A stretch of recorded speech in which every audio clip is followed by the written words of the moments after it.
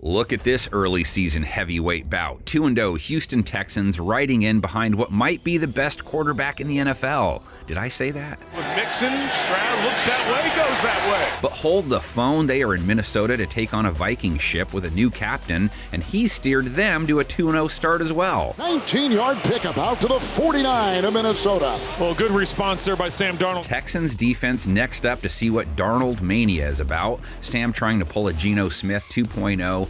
260-plus yards against a stacked 49ers defense, 2 touchdowns, a rating near 110, 10.3 yards per attempt, and maybe the throw of the year. 97 yards! Holy smokes! Was a real beaut, Clark. Houston's secondary having to concern itself with Jetta, of course. Justin Jefferson finished with 133 yards last week. Left hurt, but he says he's okay. And they're like, listen, if we're double teaming him and they're still trying to throw to him, we may not want to go that man-to-man. Darnold also utilized wide receiver Jalen Naylor well. Touchdown, 54 yards. Block Bradbury, end zone, touchdown, Naylor! No Jordan Addison last week, bum ankle, track his status. Awaiting Houston cornerbacks Kamari Lassiter and Derek Stingley. They were on Rome Odunze and DJ Moore last week. Each guy an interception. Kamari could have had 2.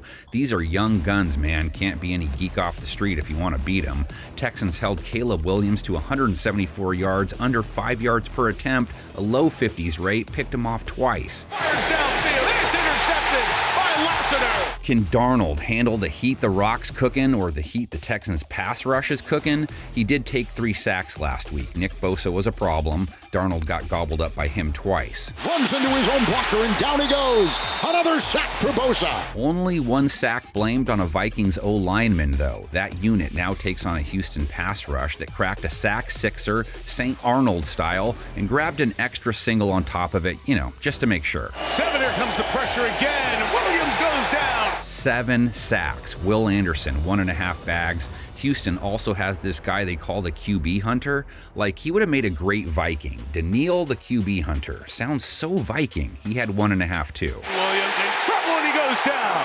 Combo platter at the quarterback. Vikings do have the ability to balance things out with a good rush attack. Aaron Jones was quiet last week, 3.6 a run, but Ty Chandler stepped up. 82 yards, 8.2 average, long of 25, so not a one-hit wonder. Galloping Chandler into the secondary. Darnold, 32 rush yards, 5 tries. Buyer beware. Awaiting them, safety Jalen Petrie, linebackers Henry T. and Azeez Al-Shire, 10-plus tackles each versus the Bears, held DeAndre Swift to 1.3 yards per carry on 14 tries. And nowhere to go, loss of 3 yards, total. What? I like to call him Henry T. What's the problem? See, the Texans' defense is impressive, most impressive, but their offense is actually a Jedi yet. It doesn't really make sense, but rest in peace, James Earl. Minnesota's defense next up to see what year 2 CJ Stroud looks like. He looks pretty stupid. Come on! Look at that throw. Right on the money. That throw says it all. Stroud was up against a stout Chicago D. He wasn't going to go Madden stats or anything, but he made some incredible throws, 260 yards, mid-90s rating, a touchdown, no picks, mission accomplished. Stroud throws on the slant. Nico Collins continues. Stephon Diggs, just 37 yards, but the Vikings know his game. It's a family reunion game, really. Nico Collins, he's the other WR1 the Vikings have to worry about, 135 yards last week and a score, twice as many targets as Diggs.